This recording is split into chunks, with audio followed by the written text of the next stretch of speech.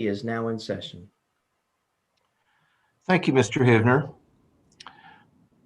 Judge McClarity and Judge Frierson and I are happy to see the both of you here today, and thank you for appearing virtually. And if we have any snafus, anything that goes wrong, we'll just pause and get it fixed, and then we'll go on. But it's been going great and have no reason to think it won't. So, Mr. Hivner, if you would call our case, please. In re Estate of Winston Verlon Clark Sr. And Mr. Lawrence, I believe you're up first, I believe. Yes, sir. Thank you. May it please the court, I am Phil Lawrence. I represent the appellant in this case, who is Charlotte Clark, the surviving widow of the testator, Winston Verlon Clark Sr. The principal issue in this case is whether the trial court made error in finding that the execution of this will was invalid because the testator failed to signify to the attesting witnesses that this was his will. The chancellor said, and I quote, "I didn't receive testimony that in fact Mr. Clark signified to the attesting witnesses that the instrument was his will." The facts of the case are fairly straightforward and for the most part uncontested or uncontroverted. So on April 1st of 2016, Mr. Clark and his wife were in their apartment in the Hickson suburb of Chattanooga. And the subject of creating a will for Mr. Clark had come up on prior occasions. It's significant that Mr. Clark could neither read nor write. He was a man in advanced years, but never learned those skills. They had talked about getting a lawyer to draft a will, but it was too expensive. They went to Staples to buy a form will, but they found that too expensive. But the retail clerk suggested that in order to achieve the objective of not leaving Winston Verlon Clark Jr. anything in the estate, that they could simply put a provision in there that he was going to get $1 out of the estate. And so that ended up being a feature of the will. So on the day in question, they're sitting in their apartment, and their neighbor, Diane Edgman, who lived upstairs and who regularly came to visit and had coffee and conversation with the Clarks, came down and observed Mr. Clark dictating to Mrs. Clark the terms of his will. And she wrote these down in what she described as a kid's tablet, a line tablet, and she wrote out what he said as he dictated it, read it back to him a couple of times. He indicated that's what he wanted. They all pile in the car. Mr. Clark's driving. Diane Edgman's in the back seat, and they go to the SunTrust Bank branch in Hickson. And there is an employee there named Irma Hall, who served as a notary public for the public around there from time to time. And so they went in and to use their language to get it notarized. So they go into Miss Hall's office. Mr. and Mrs. Clark are seated at a desk in front of her. Diane Edgman is behind. And they talk about signing the will. Testimony from Miss Clark and from Diane Edgman is that the will was read out loud to Mr. Hall, to Mr. Clark by Miss Hall. She doesn't remember it that way. She didn't say she didn't. She just says, we don't do that. Anyway, so after that conversation took place, Irma Hall watched the testator sign his name to the will, notarized his signature, and the witness Diane Edgman signed after him. An interesting feature of the facts of this case are that Miss Hall, like few notaries do, kept a notary log. And so whenever there was a notarization event, she would put information in her log and have the person whose signature she's notarizing actually sign in her book as well. Excuse me for interrupting, counsel. I have a question with regard to Ms. Hall's signature. Did she sign here in the capacity of notary public or as a witness to the will? Well, it's both. I think the chancellor found that she was there in a dual capacity, and that that the fact that she was there to see both the testator and the witness sign the will, and she's very clear in saying that she saw both parties sign, regardless of what was in her mind. I don't know whether she thought she was what her function was, but she certainly served the function of a witness. Did she give an affidavit or a deposition? She testified at trial. All right. Okay. And at trial, did she testify that she signed as an attesting witness? I think the court found that she did. I'm not certain that she said I signed as an attesting witness. She said that I did sign. And so critical to the issues are what she recorded in her book. And she said she had brought her book with her to the court. And I asked her, and so what have you got recorded there? You've got 4/1/15 written there. That's the date, April 1, 2015. She says, what does it say? She says, it's a copy of a handwritten will. And I have Mr. Winston's information, his address, his driver's license number, his date of birth, the date of his license expired, and his signature. On cross-examination, the opposing counsel asked this question. Now, it's my understanding from your testimony that you knew that this was a copy of a handwritten will, correct, ma'am? And she says,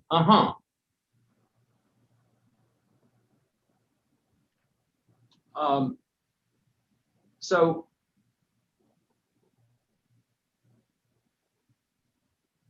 whether she testified to the fact that she was serving as a witness or a notary didn't seem to be critical in the chancellor's mind, because he found that in serving that dual capacity, she functioned as a witness, and that was sufficient.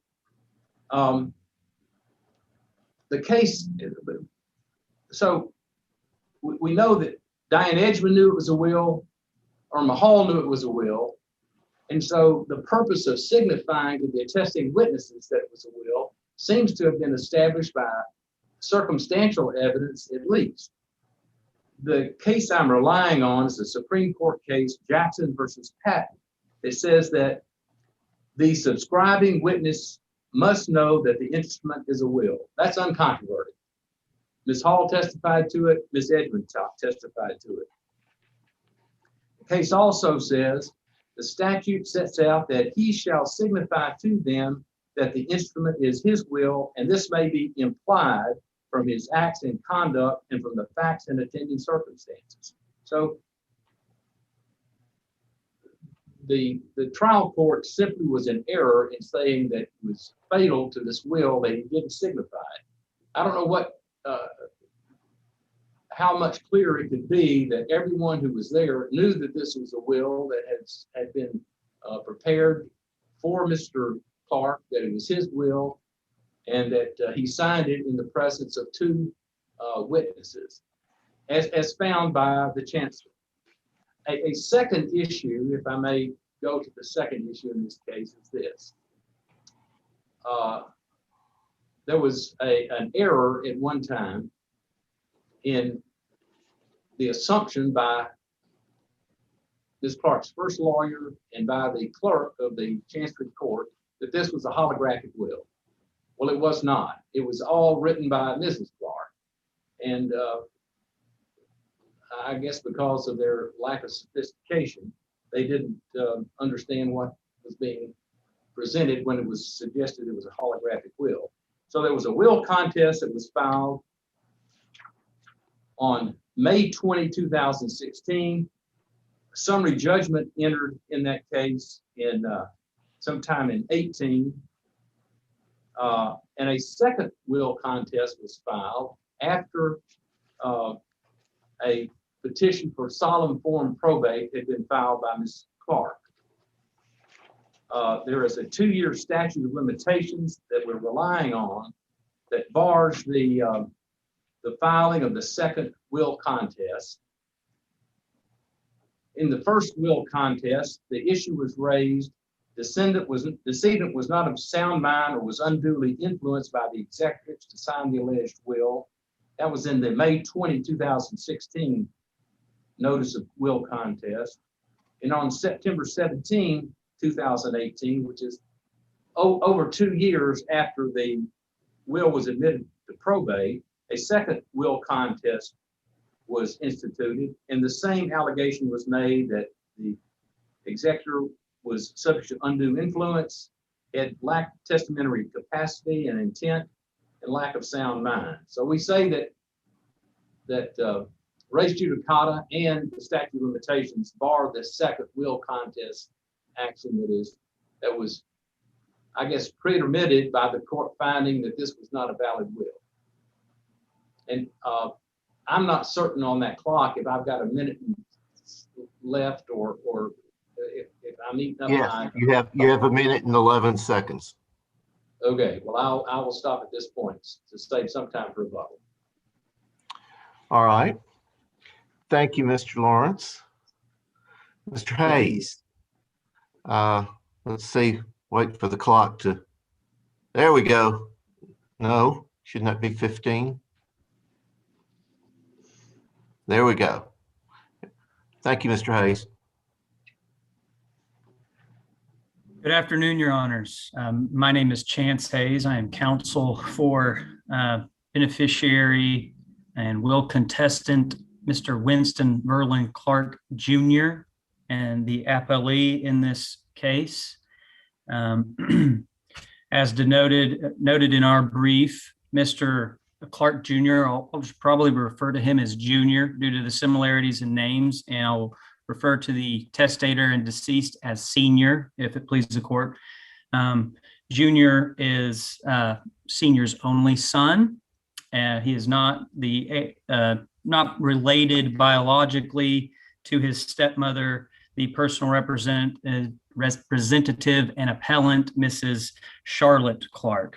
Just for some background there, the procedural posture on this case is an appeal of the lower court's granting of an involuntary dismissal against the appellant pursuant to Tennessee Rule of Procedure 41.022. The appellant, as the proponent of the will, presented her case regarding due execution at the onset of the will contest as agreed to by the parties. And it was after the proof regarding the proponent's proof regarding due execution that the appellee, Mr. Junior, moved for involuntary dismissal, which the court granted. And that is how we are here today. A few issues, at least I'd like to start with the Jackson versus Patton decision, which the appellant relies on pretty heavily through their brief. It would be on my position that case is quite factually distinct and also procedurally distinct from the instant matter, and it does not support the appellant's current relief. In the Jackson case, the Supreme Court actually reversed the Court of Appeals, who had reversed the trial court. The trial court in that case found that the will was in fact duly executed. The Court of Appeals then reversed that decision based on issues regarding the whether the testator signified to the attesting witnesses that this was in fact his last will and testament. and the Court of Appeals reversed on that ground. The Supreme Court stepped in and corrected that and actually reinstated the will, found due execution. So, my position that the Jackson case would be more appropriate, just from a burden of proof and standard of review standard, with what this court is wrestling with in this case, where the trial court actually declined to find due execution in the instant matter. Also in Jackson, just some pretty key factual differences here. There was a due execution clause. There was also affidavits. The trial court heard testimony from the lawyer who actually drafted the will. Trial court heard testimony from multiple witnesses. And the trial court was convinced that due execution occurred. That was not the case here. This will was not prepared by an attorney. It did not contain those typical legal requirements, if you will, for a will, particularly the due execution and the affidavit, self-proving affidavits that assists the trial court with approving the execution of a will. So say factually, there's a lot of differences in the Jackson case.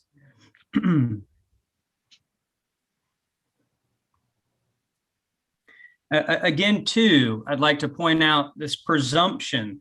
There's a presumption of due execution when there are the attestation clause, when that attestation clause is present. There's actually a presumption that the will was duly executed. So again, that presumption was not present in the instant case. And that presumption entails a certain burden shifting that's, again, not present here.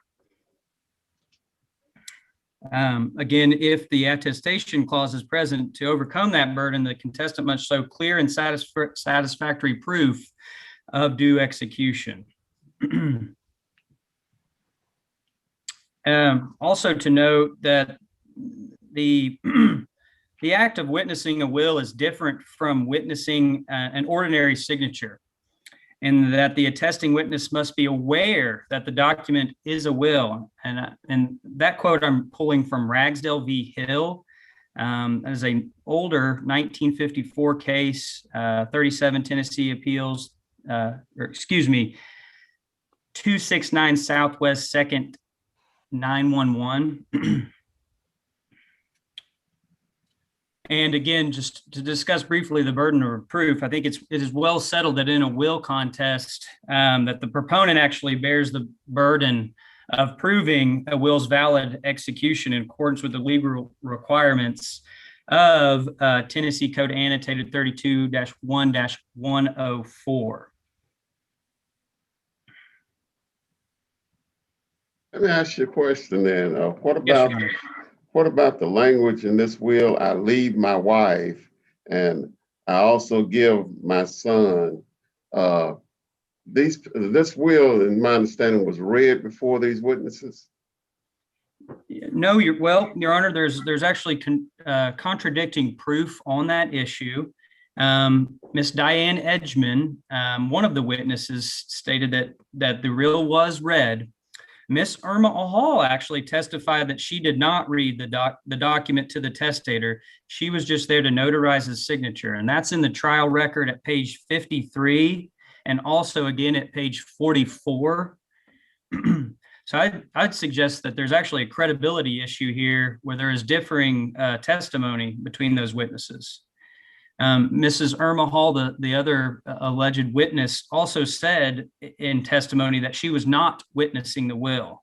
And that's at the trial record at page 52. And from a policy standpoint, Your Honors, I believe that we just, as a matter of law, should not allow an individual to unknowingly witness a will. It'd be my position that responsibility, that position carries a great deal of responsibility. Ms. Hall testified. Did the trial court make any credibility determinations? They did not make any written credibility determinations in their order. No, Your Honor. And the testimony of Ms. Hall was that she did not sign as an attesting witness, that she was notarizing a signature. Is that correct? Yes, Your Honor, that is correct. And again, just to a little bit more on that point, that Ms. Hall stated that she did not know the testator could not read or write.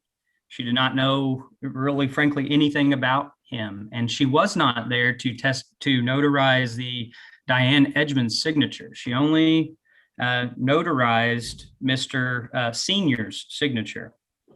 She also refers to this document. She doesn't even refer to it as a will. She calls it a letter.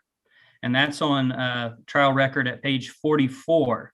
She says that this letter was already written when Senior came into the bank. And there's also some conflicting testimony. While the court found it non-persuasive, there's conflicting testimony regarding the date of the will.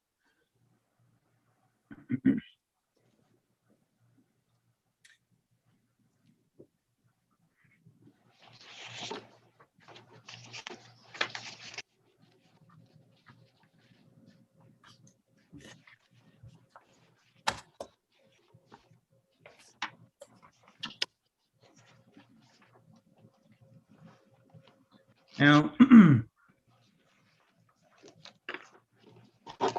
go over a few cases cited in the appellee's brief, one is the Estate of Eden case. And however, before I dive into that, I would like to briefly distinguish between a will context and actually the execution of a will. That we actually, in this case, we weren't quite to the will contest, and the will contestant has never been able to actually litigate his will contest. That this will has been denied on threshold issues, one for not being a valid holographic will, and then later for not meeting the requirements delineated by the execution of will statute.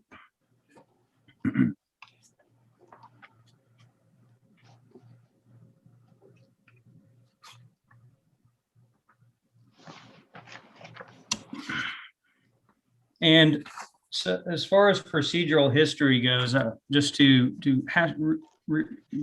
go over a few points brought up by the appellant. This will was first probated in common form as a holographic will. That's when summary judgment was rendered, and it included in that summary judgment order, or shortly thereafter, language that the proponent, personal representative, may convert this estate. And so after the will was initially proceeding intestate, actually was converted to testate, it was converted to an intestate matter. Personal representative continued to serve in that role in the intestate capacity for almost a year before filing the petition to probate the will in solemn form.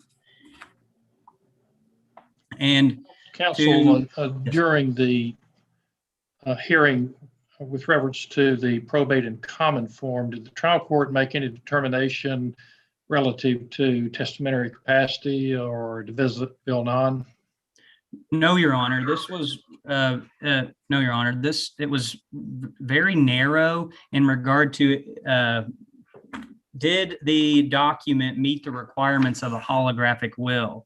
And what was quickly discovered through discovery was that the deceased Senior did not write the document in his own handwriting. If you're familiar, I think it is Trial Exhibit 1. It actually has a fill in the blank where the deceased just drew his name into the document. And so he didn't actually write the document. And so the court was convinced that it did not meet the requirements of a holographic will. And so on that threshold issue is where the trial court declined probate of the will. And again, there is this interesting language allowing the appellant to convert the proceeding or the estate to back to a testate administration, which is what happened. And that's where the appellant filed her petition to probate in solemn form. And again, that is where the due execution was challenged, one, through an objection that was filed quickly after the appellant made that petition. There was an objection filed. It actually raised issues regarding judicial estoppel, and again, just that this will did not meet the requirements for due execution. And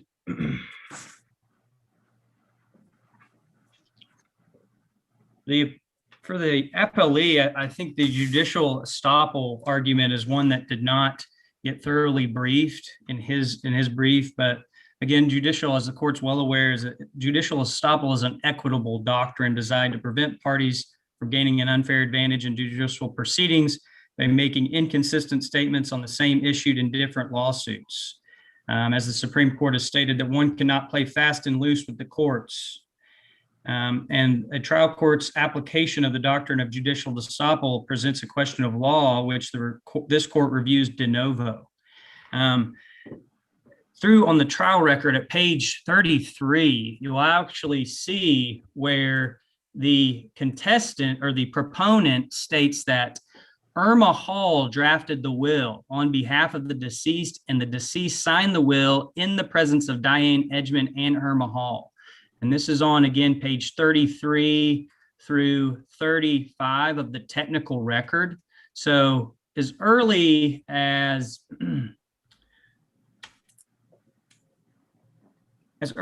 February 28, that statement's made. And again, it would say that she should be stopped from making those contrary positions. Appellee has moved for attorney's fees in this appeal on the basis that it's frivolous. I would say that the Jordan case does not support the appellant's position. As you can see from the history of this case, it's appellee's position that this appeal is only made to delay the administration of the estate. And for that reason, the appellee would request this court's discretion to find that this appeal is indeed frivolous. Thank you, Your Honor. Thank you, Mr. Hayes. Mr. Lawrence, you have your 3 minutes of rebuttal time. Fine. Thank you, Your Honor. I want to point out that on pages 43 and 44 of the transcript, Irma Hall, the woman who served as witness and notary, states very clearly that the document that she was signing her name to was a handwritten will. She doesn't say it's a letter. On cross-examination on page 48, and I've read this before, in cross-examination, the attorney says, now it's my understanding from your testimony that you knew that this was a copy of a handwritten will. Correct, ma'am? She says, uh-huh. So I guess if it seems to me that she can have a dual function. If she was there to see Mr. Clark sign this document that he declared to be a will, she knew it was a will. What difference would it make? And this is a rhetorical question, of course. What difference would it make if she was there functioning as a notary?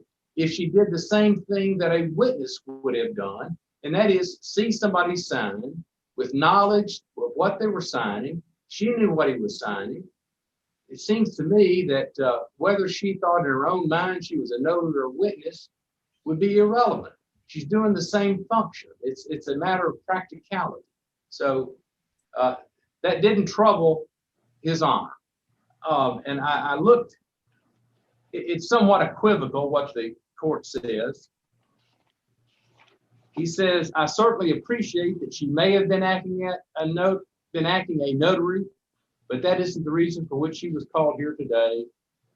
She wasn't called here for services as a notary. She was called here for service as an attesting witness to the execution or the signature and execution of the document entered into evidence as Exhibit 1.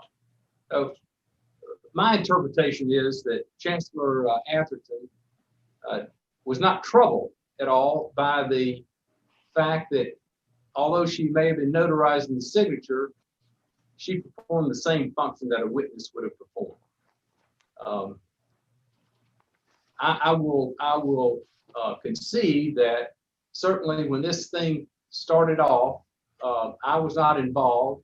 There was a mistake about this being a holographic will. There may have been other drafting errors in this record, but that really isn't the meat of the coconut. That is, what was this will properly attested to by two witnesses that the chancellor found to be disinterested and otherwise qualified? Thank you. Thank you. Thank you both. Mr. Hivner, would you please adjourn court? And this honorable court is now adjourned. Thank you, Your Honor. Thank you, Mr. Hibner. Yes, sir.